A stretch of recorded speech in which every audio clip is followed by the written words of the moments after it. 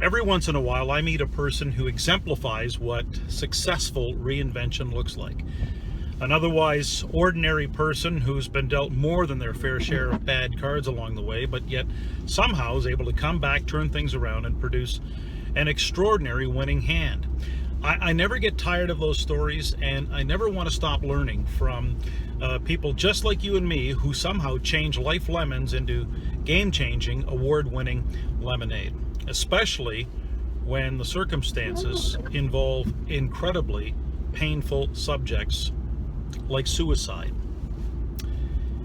It's never easy to talk about, and it's certainly not easy right now, but it's the tragic side of the human experience that's crucial to the story you're about to experience here on the Reinvention Chronicles.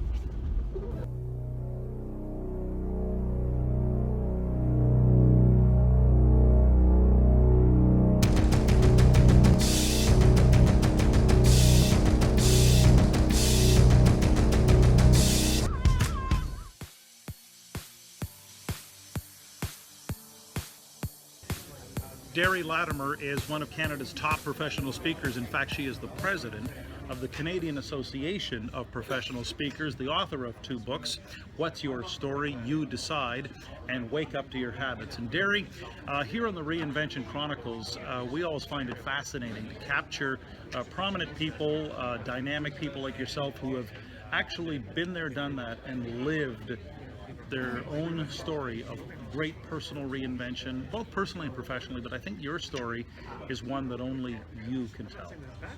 Well, thank you very much.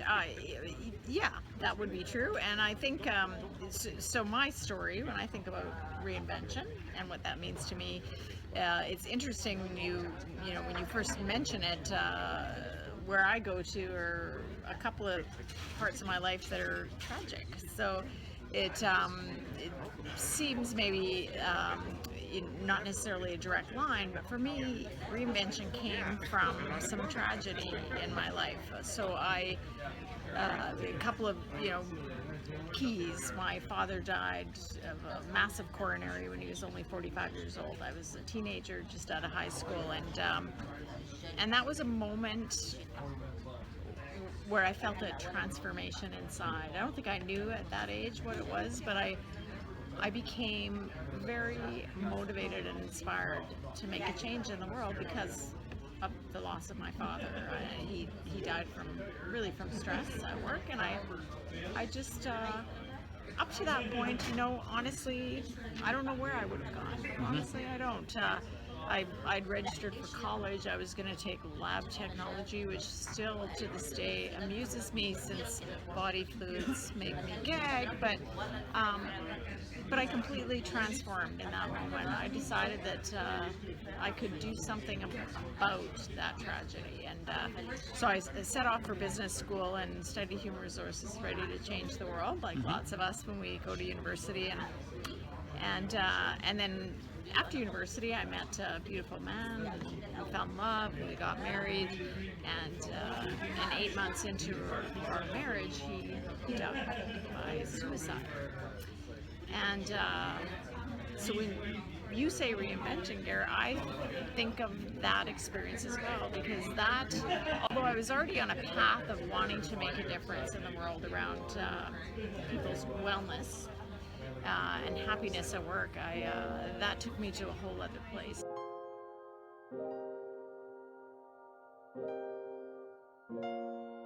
A bit of a story around that. After Kelly died, I moved to Manitoba, where I now reside, and was lucky enough to get a beautiful job with an organization, and the director of human resources took me for lunch, and he knew I was a widow. I'm 27, a widow. Those things shouldn't go together, right? He didn't know the circumstances. No one did. I certainly wasn't ready to share that with anyone. But over our lunch, he said, he offered his condolences to me. He said, I know your husband died. And he said, I envy you. And I sort of, I was stopped in my tracks, actually. I certainly didn't feel like someone worthy of envy at that moment. He said, hear me out.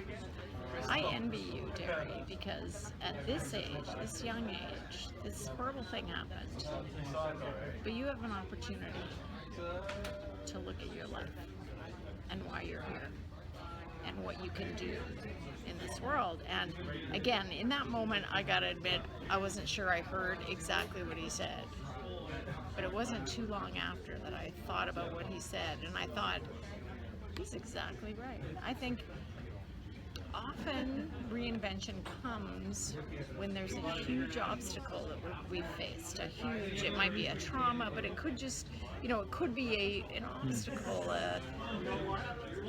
and it's a moment of awakening for me. The book Wake Up to Your Habits really came from that idea for me that as I began to work with organizations, I started to see that people were in what I call the rut, just sort of doing the same thing over and over and over. And they needed to wake up to the rut they were in and wake up to other possibilities, wake up to other ways of living their life. So it sounds like that conversation woke you up to seeing not to be cliche about it, but the silver lining in all of these tragedies. Yeah, I mean, really, that's exactly true. And it does sound cliche, right? And it does sound like, really? Honestly, I believe that to be true. And still to this day, there have been other obstacles, and I know you've had some, and everyone out there who might see this as that obstacles, but and I'm certainly not saying you must experience an obstacle to reinvent yourself. However, I believe there is an opportunity in both the ups and downs of life to be mindful about what you're being presented with.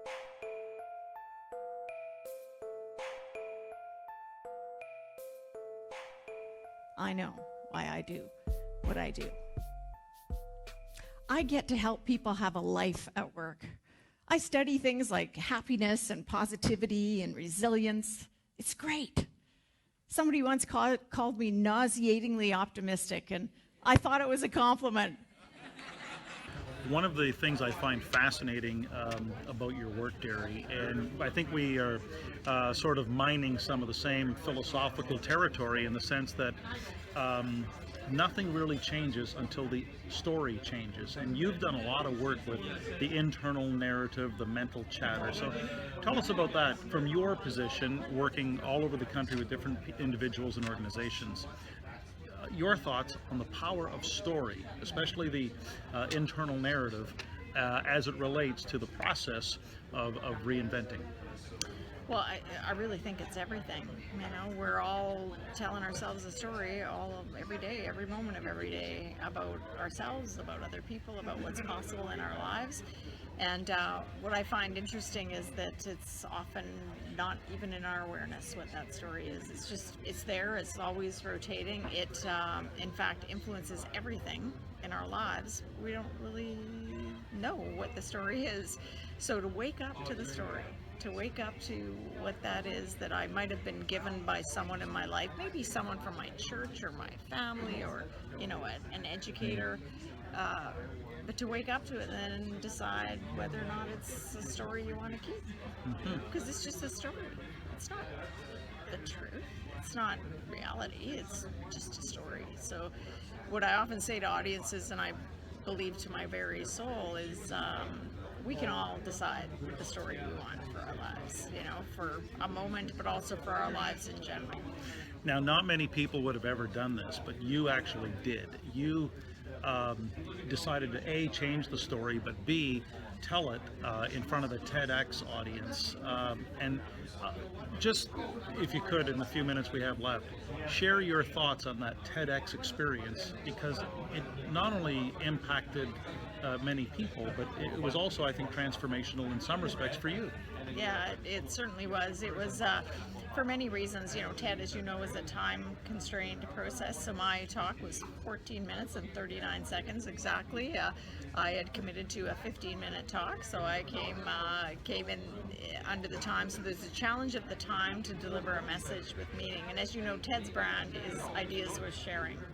So they're interested in people who have something to contribute to the world. We just give away. And I had never told my story about Kelly publicly, and it was always there. I didn't hide it, so to speak. Friends knew, of course. Some select clients knew.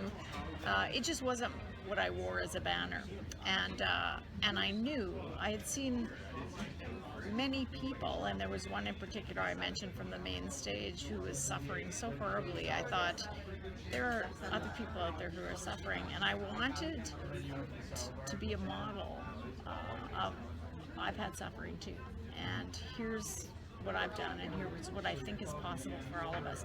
Because sometimes we look at people who are, I don't know, speakers or athletes or movie stars or whatever. I'm not saying I'm a movie star, but and we think, oh, from the outside, look, they have no idea what it's really like. Well, you know, you never know what someone's been through, and open the door for people to share their story. I hope that if I did anything in that TED Talk, I help people open the door to just come out.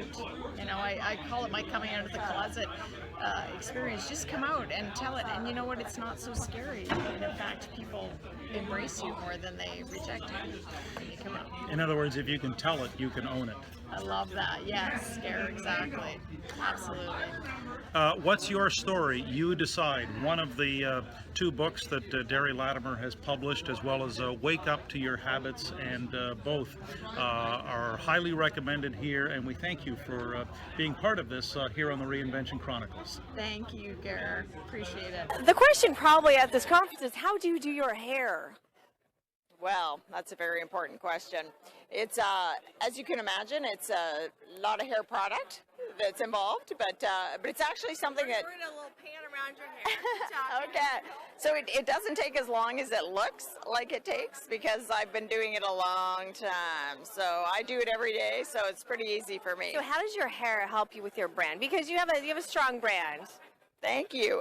You know how it helps is that it's an automatic opener for people when they meet me or I meet them. So I find that somebody will make a comment, and to me that just warms up the relationship. So it's an easy introduction, and I think also the message is that I'm all about fun and positive and possibility. So I love to connect with people, and I like to make that easy, and I just find that the hair helps that, and I think it says something about how I do that on stage.